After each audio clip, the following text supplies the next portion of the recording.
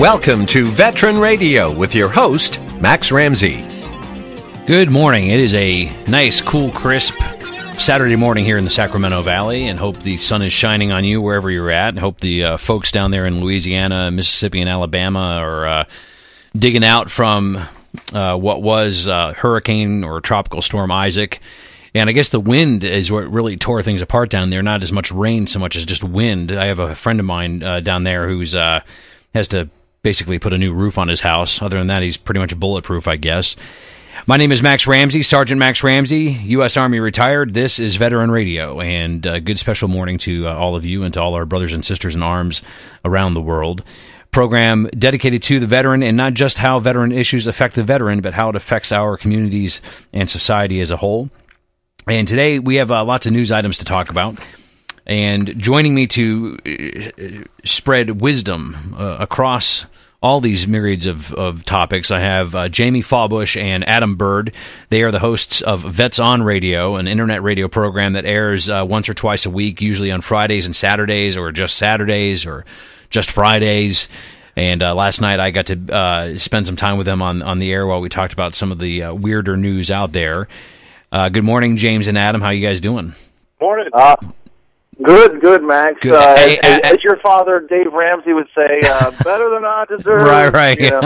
I don't think he's my father, but we are. The Ramsey clan is tighter knit than some people would suspect, and so I expect that I'm like a distant cousin of his, which means that about in order for me to inherit his company and all his wealth, about 18,000 people would have to die.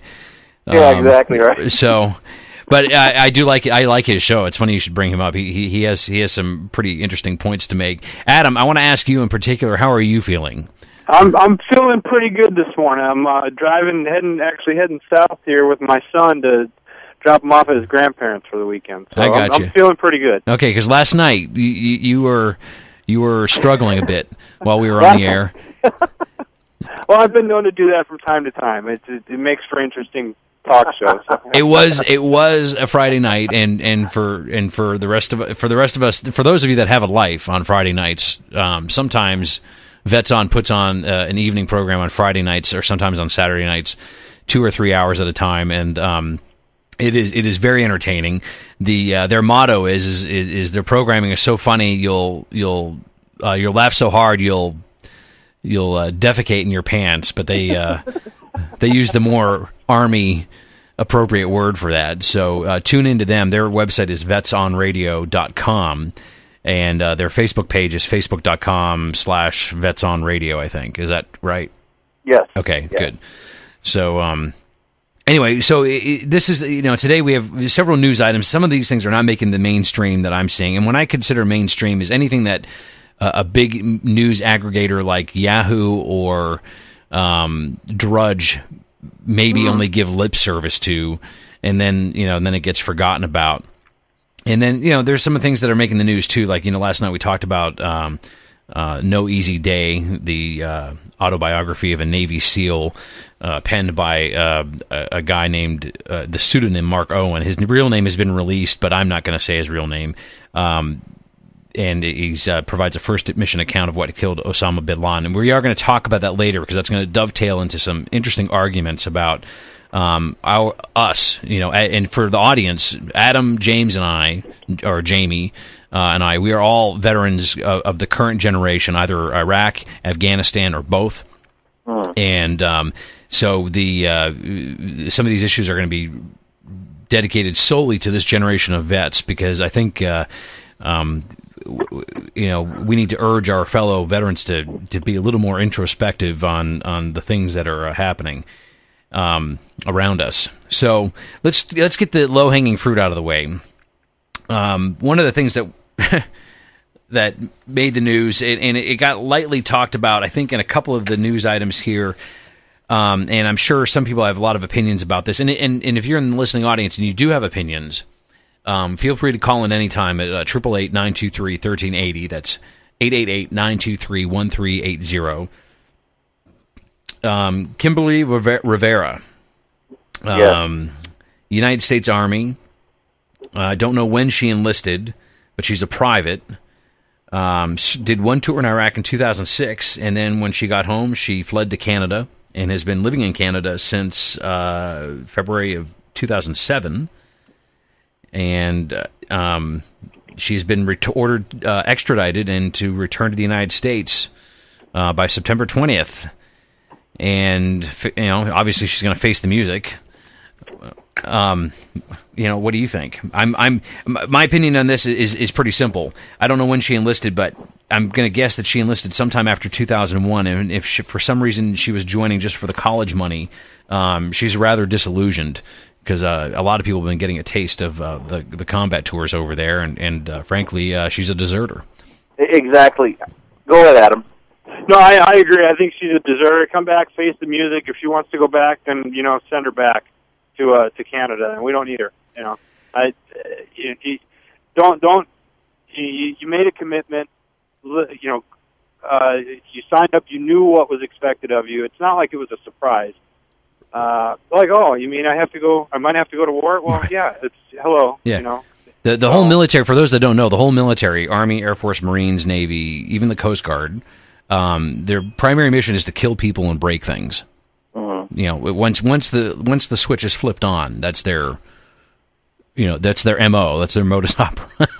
I think what really bothers me, Max, is you see guys that are coming in, and I've got friends that are recruiters, and they often complain about other recruiters that'll bring someone into the service, so that they, and keep their numbers up, that have no business coming in, and maybe she said, I don't know what her story is. Obviously, she wasn't in the infantry.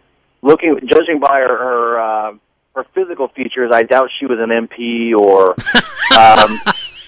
something that was more of a physical position. And I get really agitated when I see people that enlist in the military, and then all of a sudden they become a conscious objector. I'm like, it's not like they're planting they're planting crops in some destitute region of the world for the Peace Corps. It's the military. Yeah, that's what's interesting. Now, bear in mind that the pictures that I saw, and I only looked at stuff that was like on Military Times and whatnot. She's been living there a long time. She's been living there for 5 years and has 4 kids. She had 2 of those kids while she was there in Canada, and her husband's obviously helping her. And so I wonder what I wonder about this is the fact that there's a lot of people. I know for a fact there's a lot of people that have deployed numerous times and they don't agree or they're not congruent with the mission, but they still are doing it regardless. And I think that it speaks to somebody's character more than anything else. So for everyone that wants to be like, she's being brave, think about this. This is a person that in all likelihood would not grab a bucket or a hose to put your head out if it's on fire for fear of burning themselves. Yes. I can't use the more apropos phrase on that. This is more PG rated radio here. It's not the internet, but go ahead. I'm just thinking. What could her job have been that had been that hard? And like I said, maybe if she was an MP. Towards the end of our tour, we were doing nothing but convoy security. And at one time, we had a couple people from our unit that dipped out. They stayed within country. Actually, they went down to Kuwait for medical stuff, and they just kind of disappeared in the mix for a couple months, couple weeks here and there. They were malingering and stuff. I've got more respect for those guys. At least they stayed. Right. They didn't come home and then duck out. But she might have been an 88 Mike, a truck driver. Yeah, and things get hairy with the truck drivers as well. So, nobody here disagrees that she may have had a difficult tour. I mean, in 2005, 2006, things were really nasty in Iraq. It was pre-surge, so it was before things got started getting out of control and all that kind of stuff. Yeah. So what we're going to do is we're going to pause for a break, and then we're going to come back with Jamie Fallbush and Adam Bird from Vets On Radio. Check them out at vetsonradio.com. And after this break, we're going to talk about the Navy, and hopefully there's somebody in the audience that was in the Navy, particularly like drove a ship or something big like that, because we have some questions for you. So we'll deal with that on the other end of the break. My name is Max Ramsey. You are listening to Veteran Radio.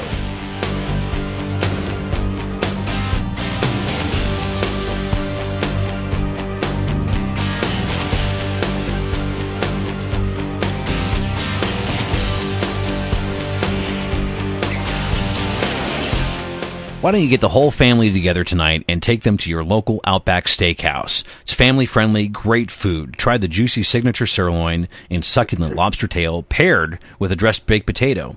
Or you can try the steak and choice of shrimp dinner. You get the signature sirloin and your choice of grilled shrimp right off the barbecue or classic coconut shrimp plus 2 freshly made sides, all for one down-under price. Your local Outback starts every day fresh to create the flavors that you mates crave. New creations and grilled classics made fresh daily using only the highest quality ingredients sourced from around the world.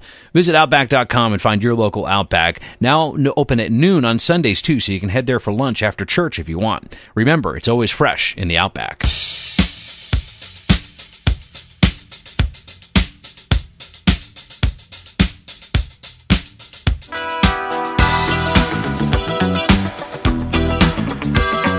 You are listening to Veteran Radio. Thank you for staying with us. This is Max Ramsey. Guests on the phone with me this morning are Jamie Fawbush and Adam Bird from Vets on Radio. We are taking your calls for anything interesting that you want to talk about as well as we discuss some of the issues just kind of swirling around in the big fishbowl of military matters and veteran matters this morning. The number is 888-923-1380. That's 888-923-1380. And in particular, if you're in the Navy and ever drove a boat, one of the big boats, we'd like to hear from you because Jamie and Adam, you may have heard about that destroyer that collided with a Japanese supertanker. Yes. In the Persian Gulf area, just outside the Straits of Hormuz. Mm-hmm. And I guess that happened earlier in August, August 12th or something like that. Yeah. Well, as no big surprise, the commander of that tank of the destroyer has been relieved of command and moved into some administrative position with the Surface Fleet Atlantic Command or something like that. Apparently, this thing ripped a gaping hole in the side of the destroyer. Who knows what it did to the supertanker? I'm going to guess not all that much. I just want to know, if you're driving something that big and a supertanker's bigger than a destroyer, how do you hit something that big? I hate to speculate. You need to. I mean, I got a feeling we're not going to know all the details on this story. You know, one could speculate, and I don't want to do that. But well, I mean, come on. I mean, think about it. I mean, how do you miss something that big? It's exactly. Right there. I know. I mean, even if it's at night, okay? If it's night, it's not really there. No, it's right there. I know. It's like, even if it's at night, you have, at night in the Army, we use night vision equipment. I'm sure they do that in the Navy if you're on night operations, the night watch and whatnot. And actually, we got 2 Navy vets on line. We'll start with Jim. I don't know where he's calling from. Jim, thank you, and good morning for joining us on Veteran Radio. You're a Navy vet. Tell us when and where did you serve, and did you drive one of these big boats? And more importantly, did you hit a big boat? Yeah, my name is Jim Getch. I did not drive a boat. I was a P-3 pilot. Oh, excellent. I wanted to make a comment previously. What was very disheartening for me after the Vietnam War was all these people that deserted and got dishonorable discharges and general discharges got amnesty, which, everybody today realizes that after every war we've done that. And it's crazy. Right. Well, what's interesting about that, Canada has taken a much different position this year. Canada was not a broad participant in Vietnam, to my knowledge, but they are heavily involved in Afghanistan and even to a certain extent they were involved in Iraq. And the immigration minister pretty much told the government there to intervene and force immigration officers to flag U.S. soldiers that were applying for asylum to deny them as criminally inadmissible. And I think that's part of the reason why we're seeing a lot of kickback and guys getting kicked back into the U.S. From Canada this time around. And I think that's a good thing. It's not like the peacenik protests back in Vietnam and then you can argue whether or not it was a good thing that President Carter granted everyone a pardon after the fact, because there were so many vets that had disappeared into Canada during Vietnam. I think it was tens of thousands. I mean, do you remember that, Jim?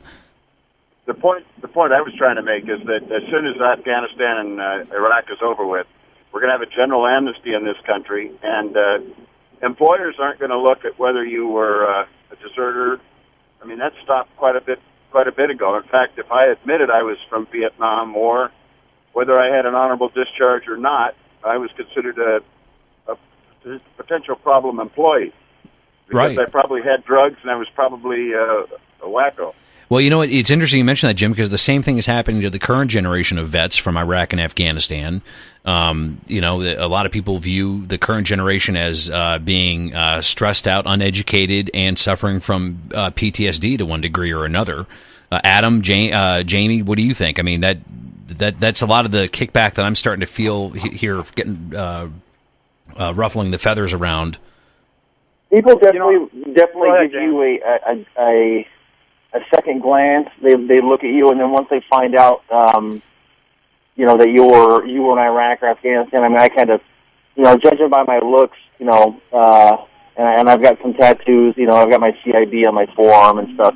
I ran into 2 veterans, you know, in class yesterday. It was actually kind of fantastic because otherwise I feel alone. But you know, that's the only time I'd say I feel comfortable is when I'm with a vet.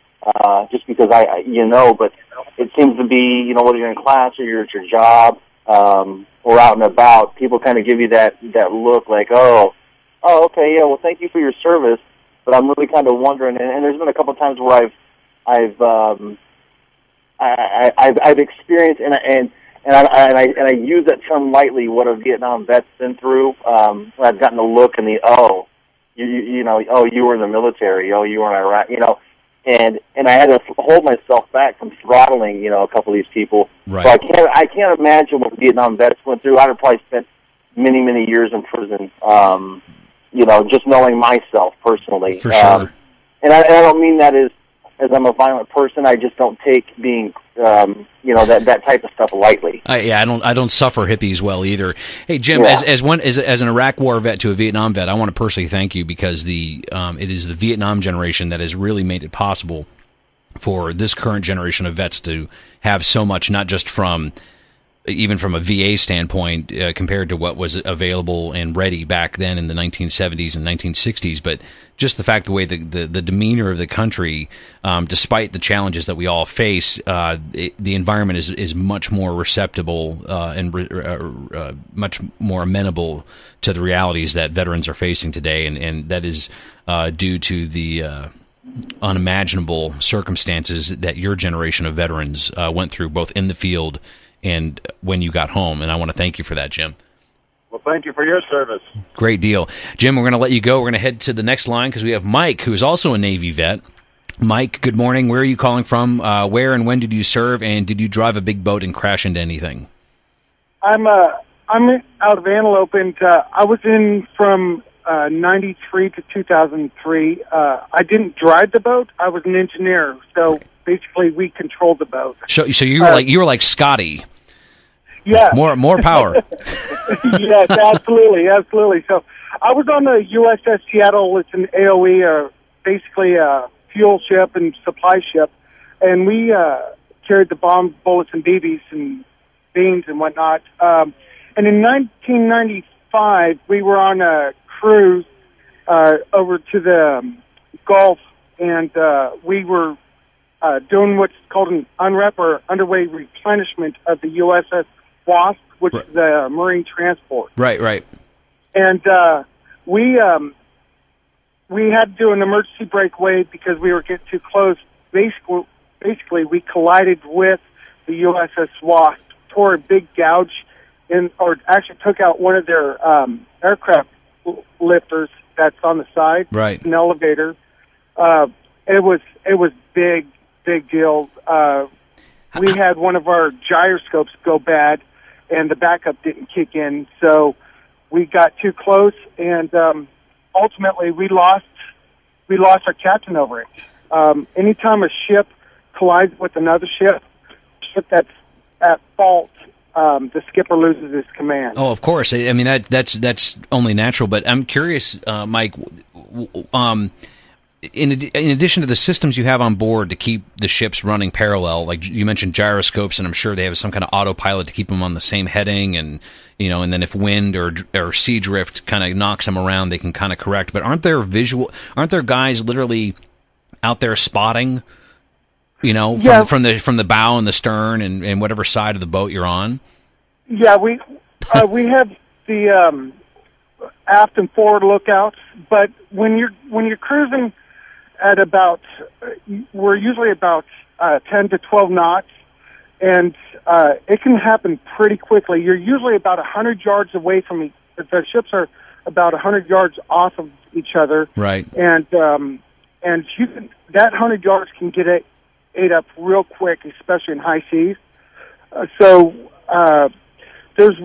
And what happens is when you have an emergency breakaway, the ship that we're refueling is supposed to keep a straight heading, and our ship is the one that will veer off to starboard or port, depending on which side of the boat's on. Sure. And what happened was the skipper of the Wasp did not do that, and our ship, we both turned Into each other. away from each other, and the aft ends collided. Okay. We it wasn't like the full ship, both ships hit broadside. It was more the aft end of the ship. Yeah. And so we took some dents into our hull. Our helo tower was taken out by our crane. The crane jumped off of the cradle and took out our helo tower, and it was a pretty interesting thing. And we ended up losing our skipper over it. So. Right. That's crazy. I mean, I love how all the branches like to make fun of each other. But we deep down in it, when guys start talking to each other about these different things, I mean, we all kind of wow each other with the reality of what we have to deal with on a daily basis when we're in the field. And the Navy is no different, because you can't just like run behind a hill somewhere. You're stuck on a boat. Absolutely. Absolutely. And you can't call 911 when you got gunboats chasing you, or you got a fire. We have to be able to take care of everything. And my twin brother was in the Army, and just the differences between the branches was insane. And Right. the stuff we see is crazy. So, yeah, we make a lot of fun of with each other and stuff, and we might even fight each other, but when it comes down to it, we're all brothers and sisters in arms. Absolutely, and I can attest to that. My very first air mission into Ramadi was off of a Navy Chinook. Our air support was from the Marines, and on the ground with us every time we went outside that wire, we had both Marine air support guys and Air Force ground controllers as well. So it's one big happy family. James and Adam, that's a great lesson that we learned from Mike. And Mike, I want to thank you for calling in too. That's pretty cool. It's an interesting story, and the Wasp is not a small ship. It's a big it's an assault ship, basically. Absolutely. Yeah. Absolutely. It's a really big ship, and the ship I was on, we carried all the bombs and missiles that went to all the other ships, and plus we carried 9 million gallons of fuel. Right. So if we went down, it wouldn't have been a pretty sight. Sure. So, and my ship was one of the most heavily, other than the carrier, was one of the most heavily protected ships. Yeah, of course. Hey, Adam and James, we have about a minute. Do you have any questions for Mike? No, the only thing I was thinking is, I think when you have an incident like this that involves civilians or another nation, the backlash is always to relieve the commander. I think if it was Navy on Navy or Army on Army or something like that, I've seen plenty of tanks flipped over when my time in armor. I think it could have went a different way. So, yeah, of course. Yeah, someone's always held accountable, and it's always the skipper. Yeah, it's interesting how, because you would think that kind of stuff doesn't the vision that we, the non-initiated in the Navy, have in our mind is that would happen kind of in a slow motion fashion, but like you said, in high seas, it probably happens in mere seconds. Mike, thanks for calling in. We're going to come into a break here for bottom of the hour news. Then we're going to come back on the other side with Adam Bird and Jamie Fawbush from Vets on Radio. Check them out at vetsonradio.com. My name is Max Ramsey. This is Veteran Radio.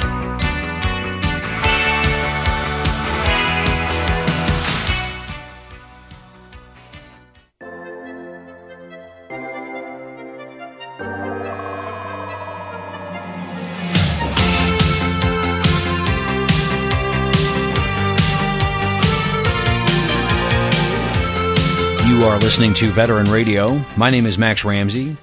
Veteran Radio is being brought to you in part by support from great companies. Outback, they've been a long-time sponsor of the program, and one of our newer additions is Badger Ordnance. They're based out of North Kansas City, Missouri.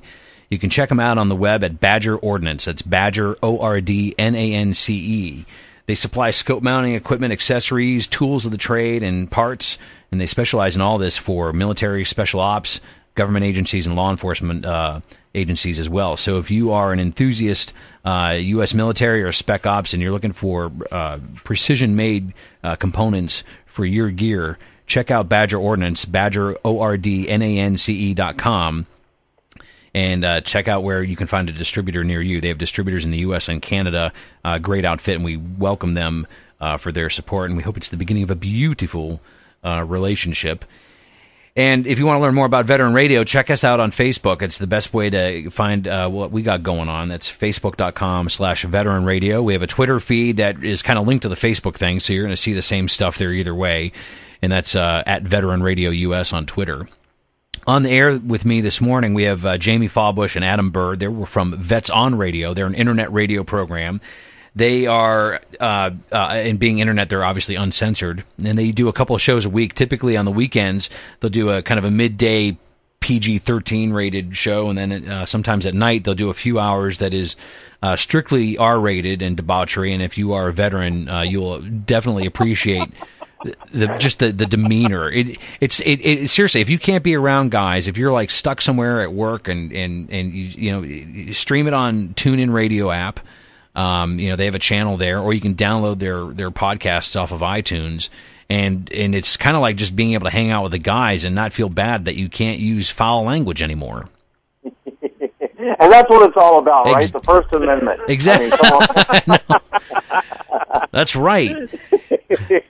I had the privilege of I plugged, and we talked about this a couple weeks ago, but I had the privilege of being on the Hugh Hewitt program for a few minutes, and I plugged both our shows, and he asked, he's like, how are you adjusting? I said, I'm going to be honest with you, I miss the Army, and I really miss not being able to just swear whenever I want, because you don't get anything done in the military unless you use the F word 5 out of 6 words, and people perfectly understand it, and you get things done. So we had some good conversation about the Navy, and the collision of the destroyer that hit that Japanese supertanker last month. And I mean, that's still kind of amazing. I still imagine that in my head as being kind of a slow motion thing where you have time to call somebody and say, hey, turn right, or or turn the other way, or hit this thruster. So what were we going to talk about? I had other things on the thing here, but we're into the last half of the program, so I want to get into kind of like the anchor topic. And this dovetails on the reality of this book coming out called No Easy Day, written by a guy using the pseudonym of Mark Owen. His real name has been revealed by other mainstream press. I am not going to discuss it. I'm not going to say it because I personally think that these guys should be the silent professionals that they are. And the less we know about them, the better off everyone is.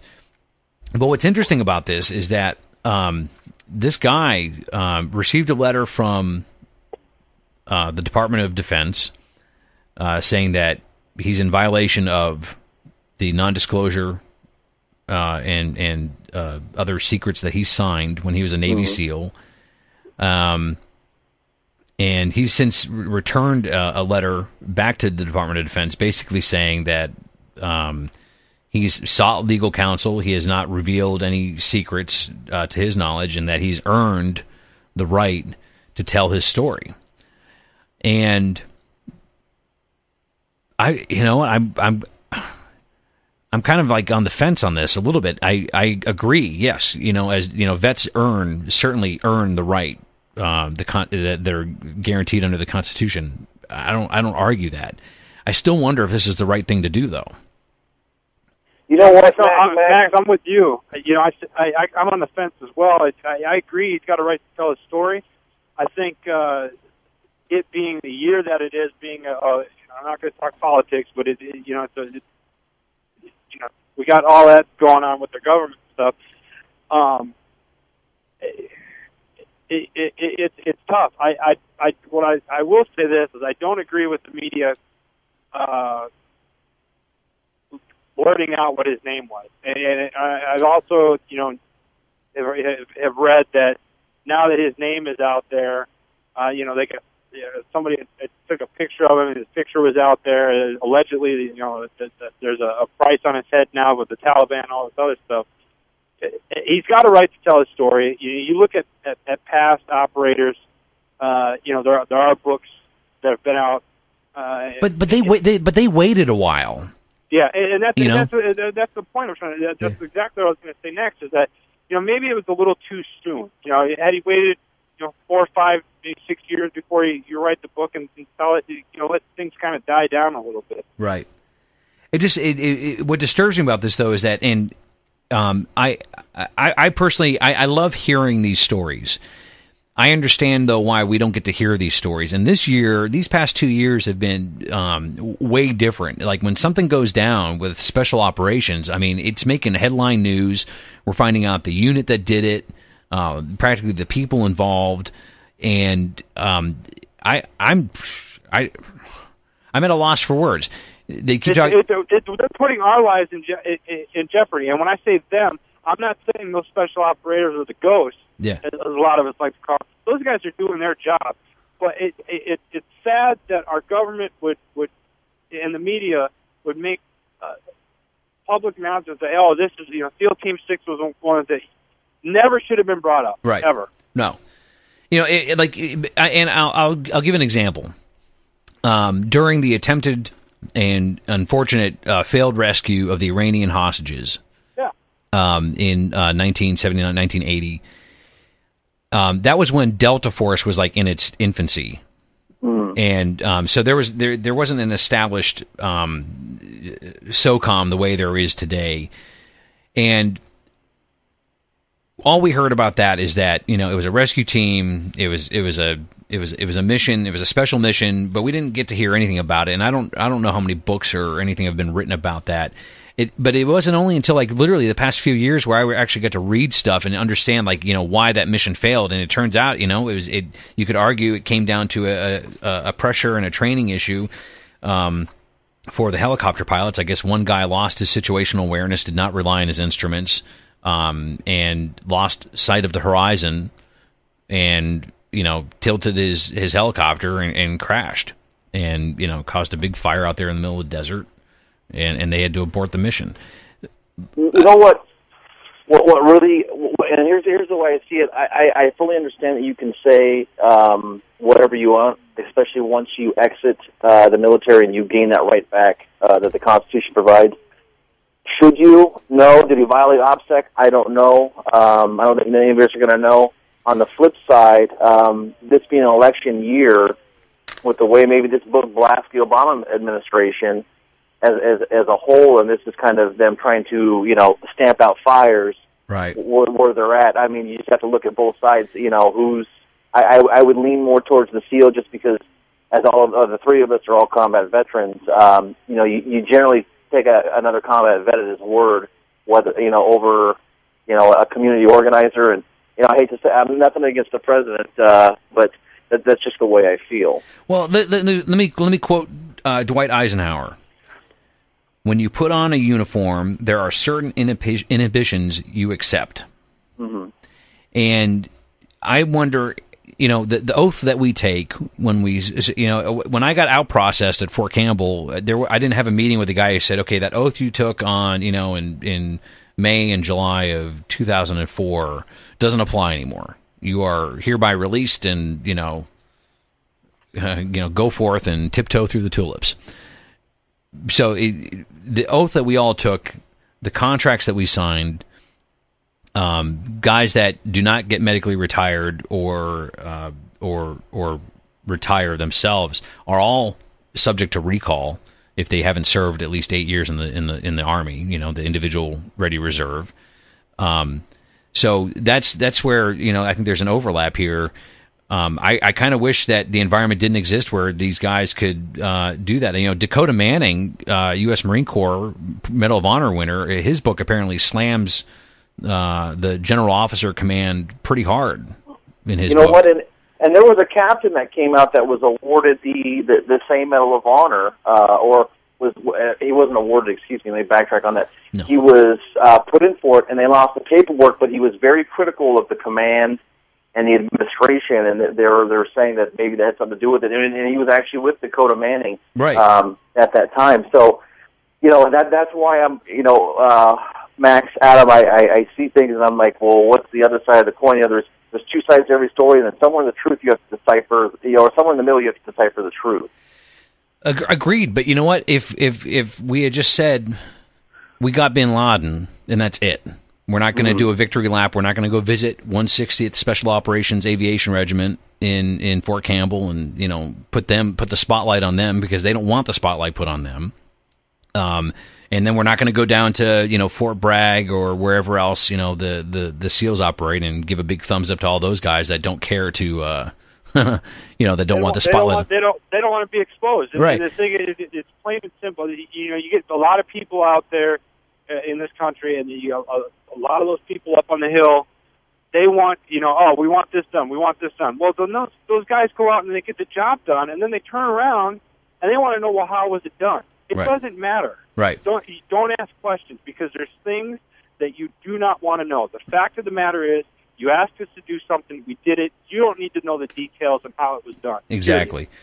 Now, this goes into another. It's not an easy transition, but I want to talk about this because the idea that the author of this book, No Easy Day, in his response to the Department of Defense and their threat to take legal action against him, and his legal counsel is basically saying that he has earned the right to tell his story.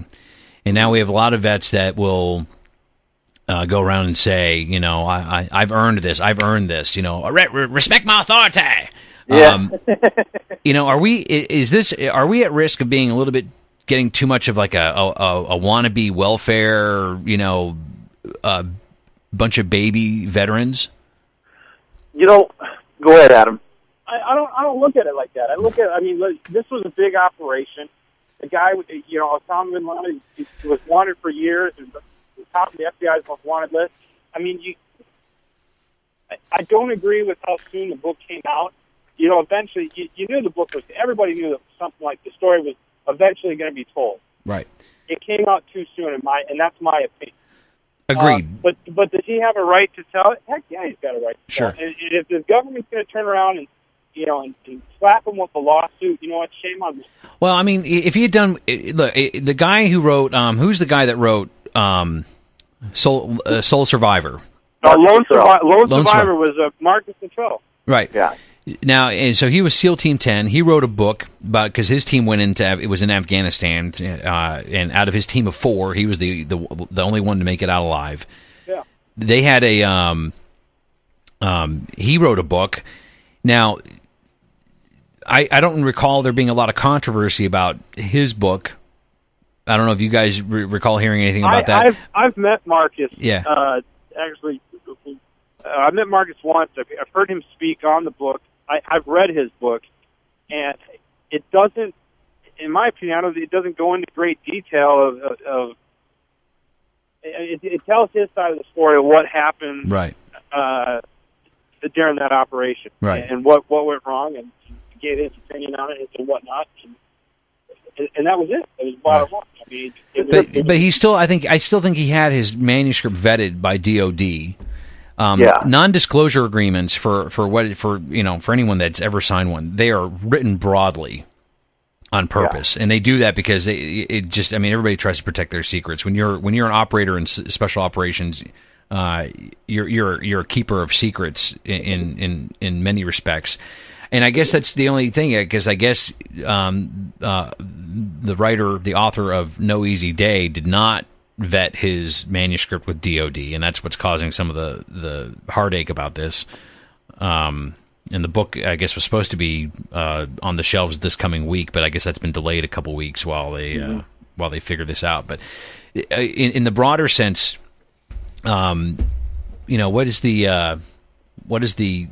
idea behind this mentality where, there's this need to tell the story. I mean, we have a lot of guys telling their story. I mean, are they doing it to make money, or is it to tell the story because it's a good story? Yes. You know what? The way I see it, Max, is with Marcus Luttrell, then you have the gentleman that we had on, John Williams, that wrote the book about Lieutenant Murphy, right? And the Seal of Honor. We had him on the program, and I am on board with the remembrance. Hey, these guys did something really, really hard. Now to go with operations. That is so, within the past year of how we got the most wanted man in the world, I think it should have gave some time. Do I think some people are trying to cash in? I've seen a ton of books from OIF and OEF veterans that are out there when I go to Barnes & Noble. Right. And I look at it, I'm like, what is different about this guy that, what makes his deployment so much more different than Come the on, other you look at these 40-some-odd books and you go, man, why didn't I write this? Exactly. Exactly. Why? Yeah. That should be me up there. I should be on the bestseller list. Exactly. Right. So, I'm really choosy, about who I pick. If I do pick a book, the current one I'm reading right now is, the one by Richard Marcinko. I just picked that up at the Vet Center. They gave it to me for free. What's the name of the book? Was it Road Warrior? Road Warrior. Yeah. So by Richard Marcinko. Yeah, he doesn't really read them, Max. He's got books on tape, so he can and CDs. So Right. He can understand it better. I understand. Okay. And his big crayon drawings and all that kind of stuff. It's a picture book. Right. Yeah, Most likely to learn how to read at age 30. That was me in high school. So. that's awesome. You are listening to Adam Bird and Jamie Fawbush. They are with the internet radio program called Vets on Radio. Check them out at vetsonradio.com. And as we're gonna take another brief break, and then we'll close out the program on the other side, and we'll just take it from there. My name is Max Ramsey, and you are listening to Veteran Radio.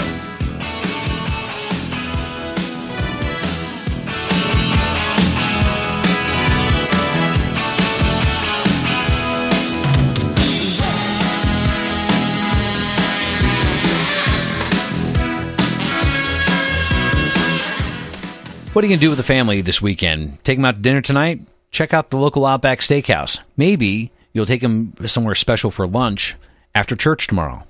Outback Steakhouse. Check out their juicy signature sirloin and succulent lobster tail paired with a dressed baked potato. Or you can take your taste buds on a journey with the grilled Alaskan halibut. Topped with mango salsa, it's sure to put a spin on your visit down under. They have the tasty barbecue mixed grill, flame grilled chicken on Outback's special barbecue sauce, fall off the bone baby back ribs, coconut shrimp, all served with Aussie fries. Fresh flavors at Outback. Outback Steakhouse starts fresh every day, creating the flavors that you mates crave. New creations and grilled classics are made fresh daily using only the highest quality ingredients sourced from around the world.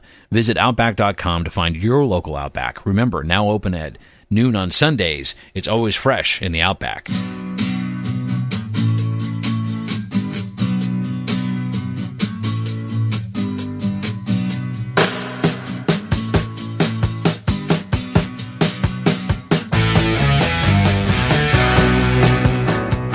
My name is Max Ramsey. You are listening to Veteran Radio.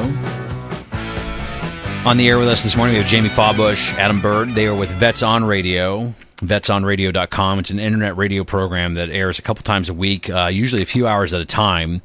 They have a PG-13 version and a rated R version that airs at night. They podcast it. You can download it off of iTunes. And it's a lot of fun. We give each other time on each other's program to support each other. Because between you and me, and I'm talking to the audience here, they're doing great. They're doing awesome. And so I bring them on my program so I can, double my listening audience on a regular basis to, provide a perpetual audience participation here. If you want to learn more about Veteran Radio, check us out on Facebook. It's facebook.com/Veteran Radio. And while we're talking about these things, and if you have opinions, you can always call this program when it's on the air at 888-923-1380. If you end up looking to link up with other veterans, there are so many ways to do it that it feels almost redundant to bring it to have to talk about it. But if you are a guy who's on the edge, or a gal that's on the edge, and you've been having some serious problems and you need assistance right away, call the Veterans Crisis Line at 800-273-8255. Press option 1. And it puts you to the front of the line. They will hook you up with whatever assistance that they can get for you. It works. It's been estimated they save dozens of lives daily, and they still need to do more because we are still losing dozens of veterans a day due to suicide and other things like that. So, any parting thoughts about Jamie and Adam about the idea of any? You guys don't think that we're becoming an entitlement class of society here, right? You know what? In some ways, I do, Max. You see, guys. Case in point, Adam and I do some work with a nonprofit group, and they're pretty near and dear to my heart. They're called Soldiers' Best Friend, and they're local here in Arizona. They put any type of war fighter. They pair them up with a dog, put that veteran that's suffering from PTSD and TBI with soldiers, or whatnot, and train the dog. It's pretty costly. Well, I had a guy I actually served in Afghanistan with. He kind of snowed this group, and he was on one engagement. He's receiving 100% PTSD or 100% disability, and I don't know what he's got it for, but the guy rarely saw anything. But then I have to think on the backside of that, what if you're too hard on people, are they going to be able to get the help, and their claims are legitimate, but for this one guy, and I've seen a couple other ones, and I just look at them, and I know for a fact that there's nothing really wrong with them. Right. So I have a real hard time, and with some of the things that are going on, people are taking advantage of the system. That's a thing that we've talked about that on your program when you had me on to kind of guide people what to expect through the medical evaluation board for medical retirement, and there's an institutional problem in there too, because I was asked a whole bunch of times as I was out processing. They wanted to know, hey, do you have a sleep disorder? It's worth a lot of money if you have a sleep disorder. And I don't have a sleep disorder. I love sleep. I sleep very well. Maybe I sleep too well. But the point being is that, those guys asked me a bunch of times, and it took me closing the office door to the VA rep to say, you know what, I'm going to call you out on this if you ask me one more time. Yeah. And I'm going to make a lot of noise. Did you know that they also do the same thing for... You get an extra, I think it's like $200 a month in disability compensation if you report that you have some sort of erectile dysfunction, and that is a fact. Oh yeah, they give you dollar figures, the whole thing. I mean, and so it's a double-sided thing, And I have a friend of mine. I work with a nonprofit here, and he has two sons. One's a Marine, the other's an Army. He's a recruiter down in San Diego. Mm-hmm. And I saw a blurb from him on Facebook a couple weeks ago where he's like, I have a guy here just bragging about how he's just gotten so much off the government. I don't know if I can use that word, off the government siphon to take care of himself, near 100%, and claiming as if he's gamed the whole system. And I as veterans, we've got to be better than that. We do. We owe it to ourselves. If we don't do it, we are doomed in ways that, we're disserving ourselves and our country in the process. Adam and James, we have exactly 1 minute. You have 15 seconds each. I want some parting thoughts. I think it is that we're getting to that point where we're just trying to get every penny that we can. Not everybody's doing it, but you're seeing more and more of it, and it's sad. Max, you got a good point. We are doomed if we keep going down that path. Right. Adam, sorry, or Jamie, I don't have time for you. I'm sorry. Way to go, Adam. Hey, that's vetsonradio.com. That's Jamie Fawbush, Adam Bird. Check them out at vetsonradio.com. They do an outstanding program, a lot of funny demeanor. And remember, a superior man is modest in his speech but exceeds in his actions. Confucius said that. My name is Max Ramsey. This is Veteran Radio.